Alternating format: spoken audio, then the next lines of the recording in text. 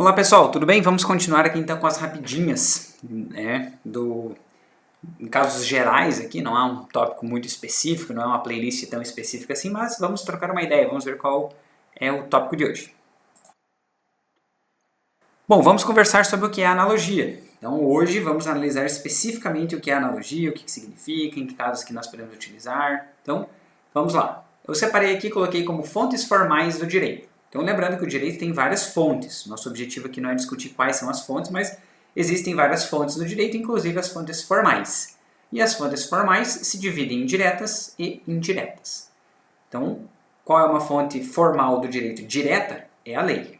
E as fontes formais indiretas é a jurisprudência, a doutrina, analogia, princípios gerais do direito, equidade, costume, negócios jurídicos. E existe uma discussão que nós temos outras fontes indiretas também. Mas o nosso objetivo principal aqui é só entender que a analogia é uma fonte formal indireta do direito. Eu trouxe aqui o conceito de analogia. Vamos analisar.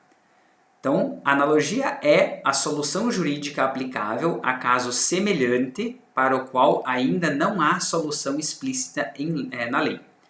Pode-se aplicar o direito por analogia considerando parâmetros já definidos para situações parecidas, como norma ou princípios gerais do direito. Então, quem traz essa definição é o professor João Batista Nunes, Coelho. E o que é legal de percebermos aqui, né? Então, é a solução jurídica aplicável a caso semelhante. Então, a analogia é sempre aplicada a caso semelhante, para o qual ainda não há solução explícita na lei. Então, a lei ela não regula, às vezes, aquele caso. A lei é omissa naquele ponto. Então, nós podemos aplicar a analogia quando é um caso semelhante e ainda não há uma solução explícita na lei, não há previsão legal específica sobre aquele ponto, por exemplo. Vamos analisar o que a jurisprudência lá do STJ nos diz. Bom, temos aqui, a analogia é semelhança e similitude, não implicando em identidade, pois é a semelhança que admite diferenças. Então essa é a ideia, a analogia sempre é algo semelhante, não é algo idêntico, porque se algo é idêntico é 100% igual, então já não é mais análogo, não há mais a analogia. Por isso que uma regra destinada a certos fatos aplica-se também a outros fatos não iguais, mas que apresentam pontos comuns e justificam a mesma solução. Talvez o exemplo mais clássico de tudo isso seja a união estável. Nós vamos ver mais para frente, nesse mesmo vídeo aqui ainda. Mas o que é interessante? Veja que a união estável se encaixa aqui nesse conceito. Então, por isso que uma regra destinada a certos fatos aplica-se também a outros fatos não iguais. Nós sempre comparamos a união estável com o casamento. Então, mesmo que às vezes não haja uma regulação específica para a união estável, aplica-se por analogia o mesmo que se aplica para o casamento. Por quê? Porque eles têm pontos em comum. Então, por isso que justificam a mesma solução. É isso que nós temos que ter em mente aqui. Vamos continuar. Bom, a doutrina faz algumas divisões aqui, que são interessantes a gente comentar, que a analogia se subdivide em legal e jurídica.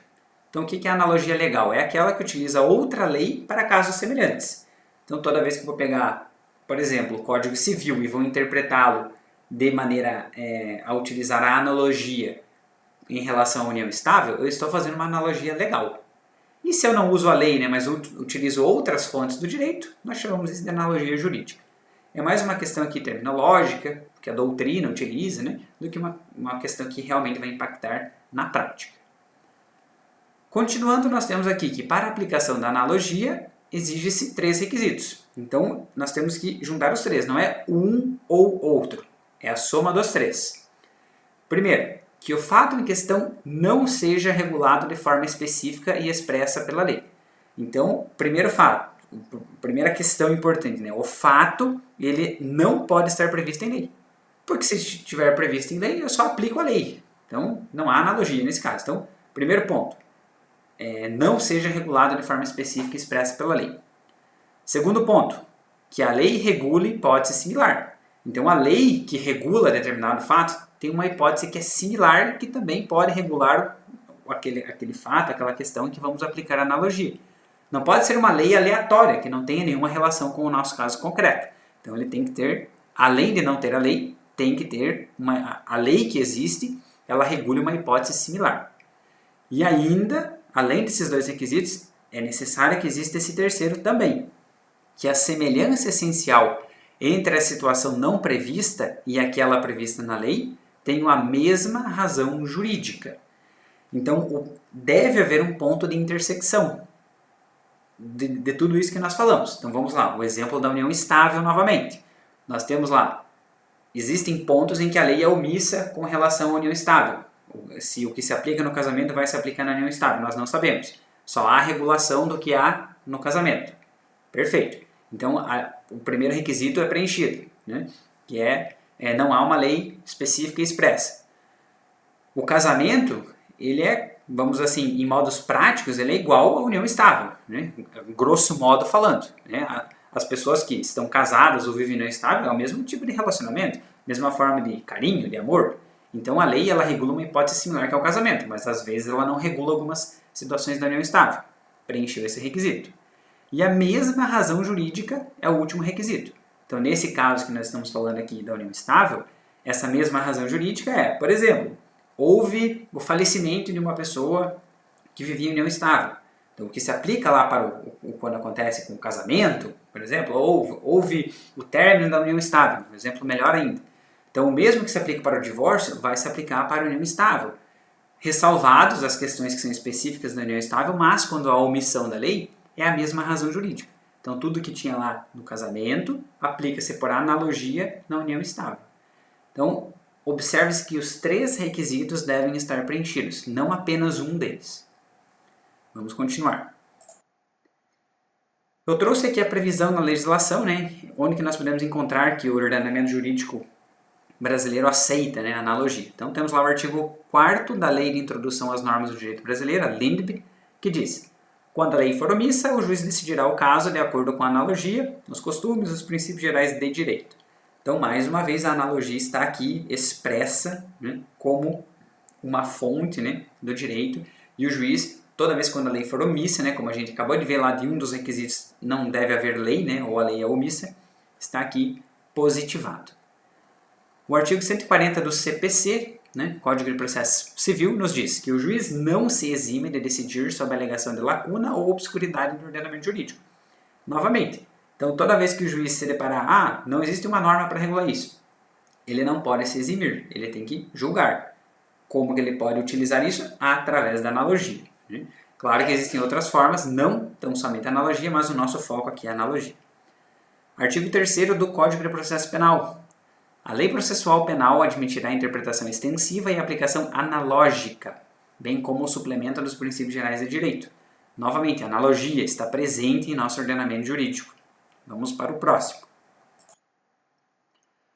O artigo 8º da CLT diz o seguinte: as autoridades administrativas e a Justiça do Trabalho, na falta de disposições legais ou contratuais, decidirão, conforme o caso, pela jurisprudência e por analogia. Novamente, lá no direito do trabalho, a analogia existe, pode ser aplicada. E, para concluir, nós temos aqui o artigo 108, inciso 1º do CTN, do Código Tributário Nacional, que diz que, na ausência de disposição expressa, a autoridade competente para aplicar a legislação tributária utilizará sucessivamente na ordem indicada a analogia. Então, mais uma vez, nós temos aqui a analogia presente no ordenamento jurídico brasileiro, ela pode ser utilizada, claro que não ao seu bel prazer, mas naqueles requisitos lá que nós acabamos de ver anteriormente. Vamos continuando aqui. Eu trouxe aqui 2 exemplos. Então a gente já falou bastante da união estável, né? Mas é um exemplo bem claro que ajuda bastante a entender o que é analogia. Então as pessoas que se casam com mais de 70 anos, elas não podem escolher o regime de bens. Veja que eu falei as que se casam, não as que se unem em união estável. Então as que se casam e elas têm 70 anos ou mais, elas não podem escolher o regime de bens. Por quê? Porque a lei, né, o Código Civil, lá no artigo 1641, diz que é obrigatório o regime da separação de bens no casamento da pessoa maior de 70 anos. Então, porque a lei já diz que é obrigatório, né? Veja que diz no casamento. Mas isso não há, né, com relação a uma observação legal com relação à união estável. Então, por analogia, nós entendemos que isso se aplica à união estável também. Então, uma pessoa com 70 anos que resolve, né, ter uma união estável com outra pessoa, o regime, vamos dizer assim, não de casamento, mas o regime, né, da separação de bens lá dentro daquela união estável, ela não pode ser da comunhão parcial.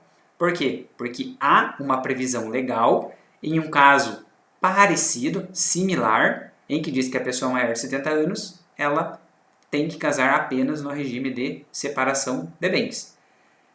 Se isso acontecer em uma união estável, aplica-se isso então por analogia, porque isso preenche aqueles 3 requisitos que nós vimos anteriormente. Então é um ponto legal. A lei ela é omissa. Além dela ser omissa, nós temos a questão que isso, de alguma forma, há uma intersecção entre eles. E essa é a ideia. Na prática, mesmo que não exista a lei no Código Civil falando que em união estável a pessoa maior de 70 anos terá que adotar o regime, né, de bens do regime da separação obrigatória, nós conseguimos aplicar isso na prática devido à analogia. E o último exemplo é a CLT e o datilógrafo ou o digitador. Então o datilógrafo não existe mais. Hoje em dia existe o digitador. Então tenho aqui o artigo 72 que diz: nos serviços permanentes de mecanografia, datilografia, escrituração ou cálculo, a cada período de 90 minutos de trabalho consecutivo, corresponderá um repouso de 10 minutos não deduzidos da duração normal do trabalho. Então veja que a época que isso foi escrito, né, nós tínhamos os datilógrafos. Hoje em dia não há mais o datilógrafo, mas há o digitador. Então aplica-se por analogia o mesmo entendimento. Então o digitador ele vai trabalhar 90 minutos, descansa 10. Trabalha 90, descansa 10. Aplica-se isso aqui por analogia. Porque a lei não prevê especificamente a palavra digitador, mas porque é um caso semelhante, é um caso análogo, que não há uma previsão legal, mas que tem um ponto de intersecção, nós conseguimos aplicar isso na prática. Então são 2 exemplos aqui interessantes com relação à analogia. Bom, a nossa ideia então era conversarmos um pouquinho mais a respeito da analogia, uma questão mais doutrinária no começo, uma jurisprudência, uma divisão, onde que encontramos a analogia dentro do nosso ordenamento jurídico e alguns exemplos para que possamos concluir aqui com chave de ouro e faça sentido, né? Que seja possível analisar um caso prático e percebermos se é possível aplicar a analogia ou não. Eu agradeço a todos pela atenção, convido para assistir os outros vídeos aqui dessa playlist, do nosso canal também, conteúdo interessante, deixa seu curtir aqui para possamos continuar fazendo mais vídeos, percebendo que vocês gostam desse tipo de material. Deixe seu comentário também, é importante para a gente, e nos vemos no próximo vídeo. Até mais!